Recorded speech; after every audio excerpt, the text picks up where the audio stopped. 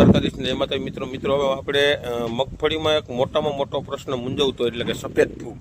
હવે ઘણા ખેડૂત મિત્રોને અત્યારે 50-60 દિવસની મગફળી થઈ હોય તો જો 39 મગફળી છે, ગિરનાર 4 છે, જીવીત છે, આવી જે મગફળી છે, મગફળીની અંદર સફેદ ફૂગનું પ્રમાણ ખૂબ જ મોટા પ્રમાણમાં આવતું હોય છે મિત્રો.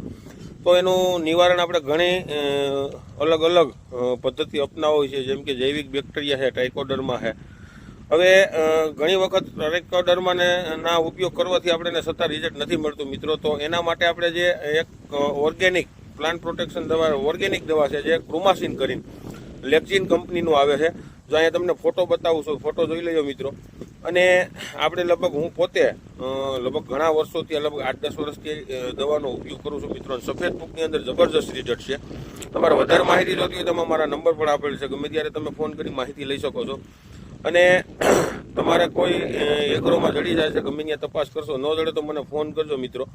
અને ક્રોમાસીન છે એ 10 ml પંપે નાખવાની હોય છે, અને એનો આમ તો ખાસ પ્લાસ્ટિકની ડોલની અંદર દ્રાવણ કરી નાખવાનું હોય છે મિત્રો.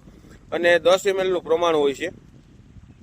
અને ઠંડા વાતાવરણમાં બપોર પછીના સમયગાળામાં અથવા તો વાદળછાયું વાતાવરણ હોય તો તમે મગફળીની અંદર સાથે સાથે વીઘે 3 પંપ કરવાના છે. 250 ml ના બજારની અંદર ભાવ 1450 રૂપિયાની આસપાસ છે મિત્રો એના.